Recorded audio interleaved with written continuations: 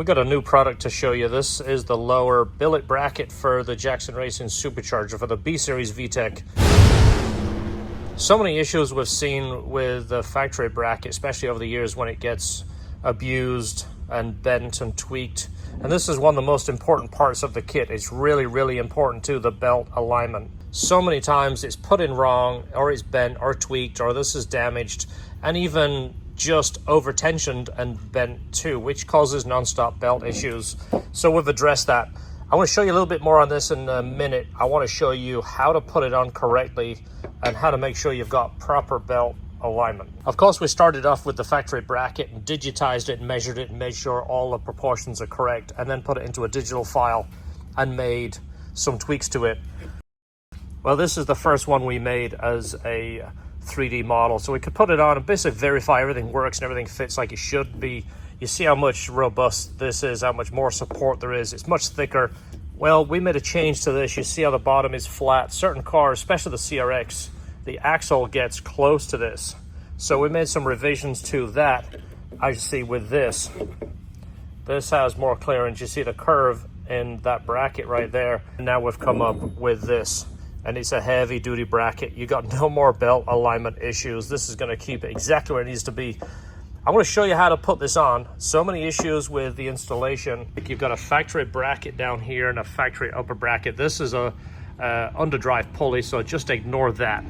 You're going to remove the alternator. This is what your lower bracket looks like. You've got 3 14s holding this on. This upper bracket stays. Don't take this off. You can verify that the bolts are tight. This is part of your alignment too. This isn't an issue.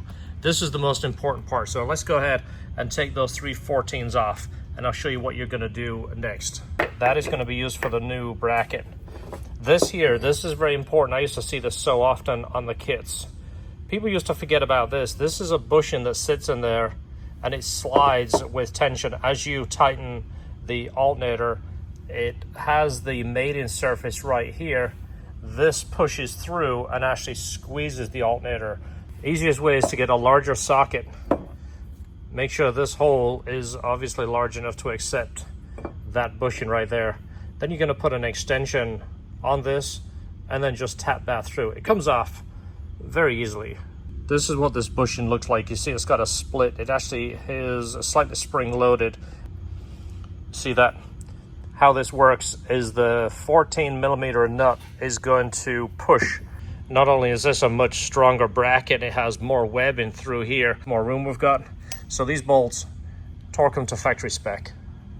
Your alternator installs on this bottom bracket. Your lower tensioner pulley works the same way, is inserted in the slot right here. This is the upper bracket system. This is an aftermarket one, but this one works. I would recommend changing the pulley that comes with a kit. They come with a really heavy steel pulley. This is the one that Jackson used. You can still get it from Moss Motors. This is the better one to go with, but this bracket system does work. So a couple of things to note. I'm going to show you how to install this and get the alignment exactly correct. First thing, I'm going to show you this. If you haven't assembled it, if it didn't come assembled, this is what it looks like. Let's just take that additional washer and nut off there, and you can see how this works. First off, this is the part that swings for your alignment. First off, this is the part that swings for your tension.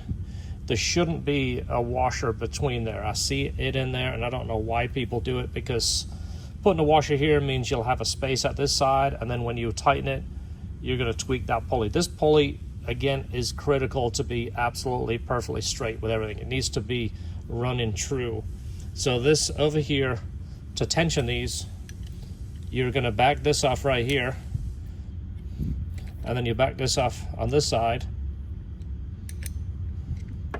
and that allows this to swing. This is the tensioner. This lines up with a little dimple in there. Actually works very well. This is what tensions it and pushes this over. So right now, we're not going to change that. We're just going to lock this down. I'm going to show you how to install this. These two here are going to go through the upper bracketry. This over here should be adjustable for a B16 or a B18 or even a B20 block. That's the height right there. This bolts to the head, hence the different height. So leave that loose. Let me show you how this bolts to that bracket and how to start getting that alignment. The way this bolts on, it goes through this slot right here. These two studs are going to go through there, and it's going to sit pretty close to the block right there. This is the upper stabilizer that holds that top. It also helps stop this from flexing. Again, anytime that pulley changes from being exactly perfectly straight will affect the belt alignment. This bracket, the way you're going to see this, you're going to put a washer and a nut on the inside one.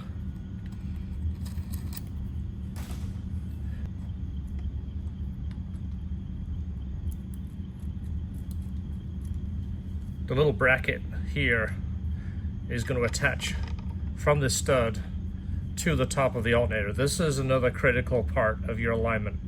Before you put this in there, we need to determine what size washer or multiple shims that you're going to put in here. They used to include a couple of thick washers with the original kit. Now you just get this bracket, and sometimes the washers are missing. But to help figure out this top, there is movement in this alternator right here. See this? That is because our lower bolt is not tight. This is what helps line this thing up. Let me show you what you got to do. The lower 14, we're going to put this on and snug this down. That is going to put the alternator in its correct position. You're going to snug it all the way down right now. You don't have to torque it. Just do it until it's tight. See how the alternator is moving? When that is tight, the bushing that we're showing you here has pushed all the way into the alternator. That has aligned the alternator. I see it doesn't move. It is locked into place. So we're gonna back this off just so we can move the alternator. But it's still tight. We don't want it to twist. That's the critical part right here. All this alignment here has to be perfect. This is it from another angle. I used to always do this twice just to make sure. Lock this down. That means that this bushing is contacting this alternator and it's pushed against this ear, so the alternator is absolutely perfect. You don't want it to move at all. Now, back this off so we can move that alternator to put it into place. Doesn't take much, just so it can swing. See? The upper bracket here is not in line with the alternator. You see the gap right here? So many times people will put a washer in there that looks close, tighten that down, tighten this down, same thing, it pushes the alternator over. And there was so much tiny deflection in here. They used to sell or include the washers for this, but what I'm going to do here is to show you how to come up with that size washer. Put your upper alternator bolt in there. You're going to put this, you're going to move the alternator so it just lines up on there. That's why you leave it just semi-snug. And then you're going to tighten this temporarily. So we're going to snug that. That is going to make sure that upper bracket is lined up with the alternator. That's where the alternator needs to be. So this is your tricky part. We need to measure this gap right here. That is essentially the spacer you need. Either you can do multiple washers, which is how the kit came, and we still do that today. Or if you want to be really, really OCD, if you have a machine shop or some kind of way to measure and machine, you can get a tube and mill it down to fit that. But that is critical. You see, even this can move a little bit. We don't want that alternator moving at all. Again, this is the critical part of the belt alignment. There's a few ways you can do this. Obviously, one with calipers that will let you know what that needs to be. And then you can either use this portion to start stacking washers together, or even use that to machine your bushing in there. Or another way is to start getting a stack of washers and seeing how many it takes to fit in there where all of them will fit. This is an 8mm stud right here. It's not exactly imperative it has to be 8mm because we're using it just for the thickness. But this is what you're basically going to do. These are larger washers. These are 3/8 washers. See, they're bigger. that isn't a big problem. If you can get 8, you'd be better off with 8mm, but the point being is the thickness. So looking at that, let's start with 3 washers. We're just gonna put 3 washers together and see how close we are. See, a little bit too thin. Let's try 4 washers, see how close that is.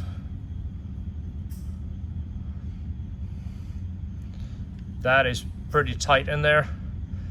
You're gonna remove the bolt from your alternator.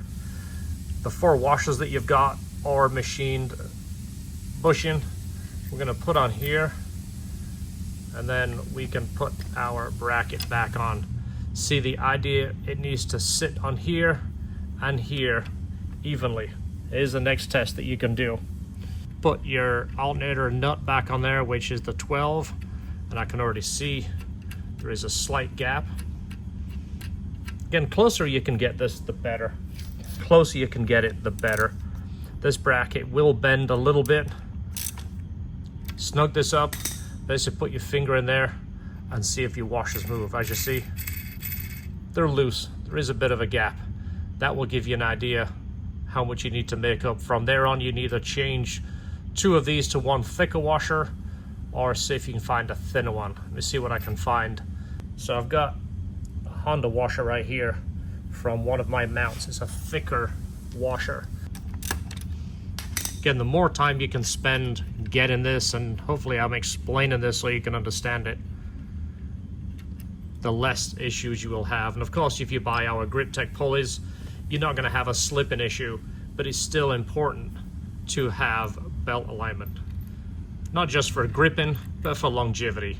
We don't want our belts to just wear out because they're riding in one direction or another. And the more RPMs you turn, the more critical that is. I've had kits that I've put together turn 83, 8400 RPMs, they're fine. Turn 8700 RPMs, the belt will fly off. Just that critical. See, now we're tight. I can just push it. I mean, that's perfect. Hopefully that gives you some insight to what you are trying to do here to get alignment. Now everything is good. You can lock your 14 down here, make sure it's fully tightened. You're gonna tighten this one right here, top of your alternator. Lock down these. That locks the alternator exactly in place. Your adjustment for one belt is gonna be here from the crank pulley to the alternator. This on this end is gonna be the tension to your blower. This, now all this is perfectly tight. This tension will be correct. Make sure there's no washer in here like I showed you earlier. This is the adjusting bolt, and this one here, you back this one off, back this off. That allows you to adjust that, and then you can lock your belts down. But that's the most important part of the whole belt alignment, is this bracket right here. You can see now, you can get a good view of how that bushing is working. You see how it's tightened up against the alternator? And this is flush to the alternator. That is it. Most critical part of the kit is that lower bracket. That's why we had to build that and produce it. You see how nice that thing is? And again, it's a billet bracket. It's not cast, it's not sheet metal. One more thing to note, there is an 8mm thread right here. This is still retained. This is gonna be the support bar that bolts to the bottom of your supercharger. Very, very important. Same thing, you're gonna shim this from here to the supercharger. Usually you put the shim on the top, but that is just a bracket that goes from there to the bottom of the supercharger to triangulate that load. If not, you will crack manifolds or even pull studs out of the head, because the weight of the supercharger and the belt tension pulling that way will cause an issue. So make sure that support bracket is retained, and it's a one piece right there. There's an 8mm thread.